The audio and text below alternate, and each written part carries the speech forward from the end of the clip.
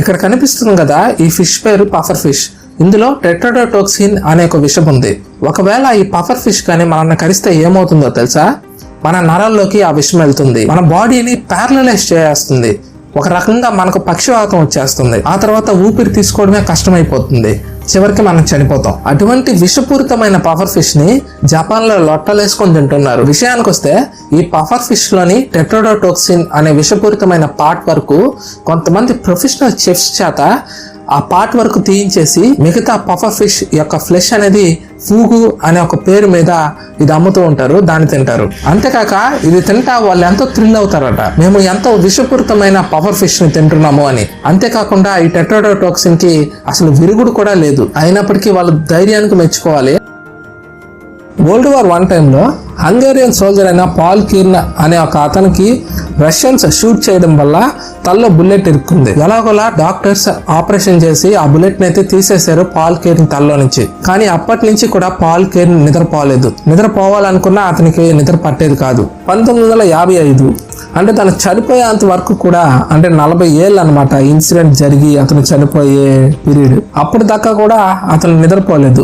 ఏమైనా mental state ఏమైనా change అయిందా, లేకపోతే హెల్త్ లో ఏమైనా ప్రాబ్లమ్స్ ఉన్నాయా అని డాక్టర్స్ చెక్ చేశారు. కానీ పాల్ కీర్న్ లో ఎటువంటి చేంజెస్ అనేటివి వాళ్ళకి కనిపించలేదు. చివరిగా వాళ్ళు నిర్ధారించుకుంది ఏంటంటే తలలోపల బుల్లెట్ వెళ్ళడం వల్ల ఫ్రంటల్ లోబ్ అనేది డ్యామేజ్ కావడం వల్ల అతనికి అప్పటి నుంచి కూడా నిద్ర పట్టలేదు అని డాక్టర్స్ నిర్ధారించారు.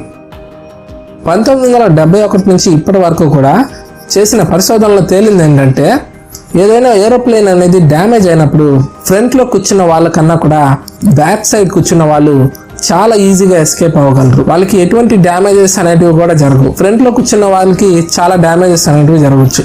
అందుకే ఈసారి ఎప్పుడైనా మీరు సీట్ బుక్ చేసుకునేటప్పుడు బ్యాక్ సైడ్ బుక్ చేసుకోండి, కిటికీ దగ్గర బుక్ చేసుకోండి. ఇంకా చాలా ఈజీగా ఎస్కేప్ అవ్వచ్చు ఏమైనా ప్రమాదం జరిగినప్పుడు. 2011లో జపాన్లో ఒక భయంకరమైన భూకంపం ఏర్పడింది. దీనివల్ల 20,000 మంది వరకు చనిపోయారు. 6,000 నుంచి 2,00,000 మంది వరకు వాళ్ళు ఉన్న ప్లేస్ వదిలేసి వేరే చోట వెళ్ళిపోవడం జరిగింది. ఈ భూకంపంని ఆధారంగా చేసుకుని నాసా చేసిన పరిశోధనలో తేలింది ఏంటంటే 6.5 ఇంచెస్ ఈస్ట్ లాంజిట్యూడ్ కి భూమి యొక్క యాక్సిస్ అనేది చేంజ్ అయింది. ఈ యొక్క చేంజ్ కారణంగా టైం కూడా వేరీ అవుతూ ఉంది.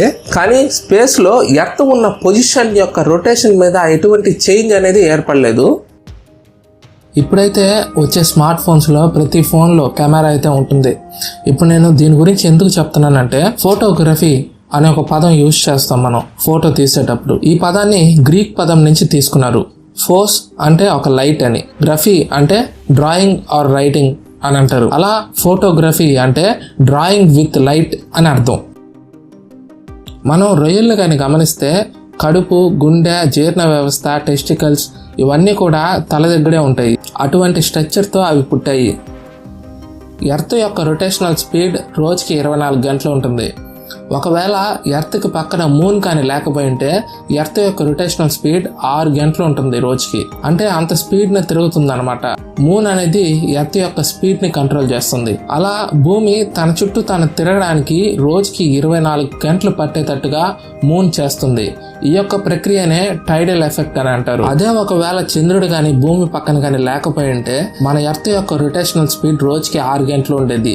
అలా క్లైమేటిక్ చేంజెస్ అనేటివి చాలా ఫాస్ట్ గా జరిగేటివి. మీకు ఈ విషయం తెలుసా?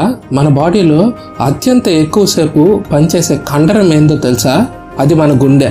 ఇది 2,000 గ్యాలన్స్ వరకు బ్లడ్ ని ప్రతిరోజు పంప్ చేస్తుంది. అంటే ప్రతిరోజు కూడా 7,570 లీటర్ల బ్లడ్ ని మన యొక్క హార్ట్ ప్రతిరోజు పంప్ చేస్తూ ఉంది. అంతేకాకుండా మనకు పుట్టినప్పటి నుంచి 70 ఏళ్ల వయసు వచ్చేదాకా కూడా హార్ట్ 2.5 బిలియన్ టైమ్స్ వరకు కొట్టుకుంటూ ఉంటుందట. అలా అత్యంత ఎక్కువసేపు మన యొక్క బాడీలో పనిచేసే యొక్క కండరంగా గుండె పేరు పొందింది. మీకు ఈ విషయం తెలుసా? మన ఫింగర్స్ అంటే వేళ్ళు, ఈ వేళ్ళకి కండరాలు అనేటివి ఉండవట. మన చేయి అండ్ అరచేయికి ఉన్న ఈ యొక్క కండరాల వల్లే ఈ ఫింగర్స్ లో మూమెంట్ అనేది జరుగుతూ ఉంది. అంతేకాని సపరేట్ గా ఫింగర్స్ వరకు కండరాలు అనేటివి ఉండవు. బ్రిటిష్ హార్టికల్చర్ కంపెనీ అయిన థామ్సన్ అండ్ మోర్గన్ ఈ కంపెనీ ఒక మొక్కను నాటింది. ఆ మొక్కలో పొటాటోస్ అండ్ టొమాటోస్ 2 కలిసి పెరుగుతాయి. దీన్నే గ్రాఫ్టింగ్ టెక్నిక్ అని అంటారు. 15 సంవత్సరాలు కష్టపడింది ఆ కంపెనీ ఈ ప్లాంట్ ని తయారు చేయడానికి. ఈ ప్లాంట్ కి ఆ కంపెనీ పెట్టిన పేరే కెచప్ అండ్ ఫ్రైస్. ఎందుకంటే టొమాటోస్తో కచప్ చేసుకుంటాం, పొటాటోస్తో ఫ్రైస్ చేసుకుంటాం. దానివల్ల ఈ పేరు పెట్టడం జరిగింది. ఈ ప్లాంట్ వచ్చిన కొత్తల్లో చాలా ఫేమస్ అయిపోయింది. అలా గ్రాఫ్టింగ్ టెక్నిక్ గురించి కొద్దిగా ఐడియా అనేది పబ్లిక్ కి చేరడం జరిగింది.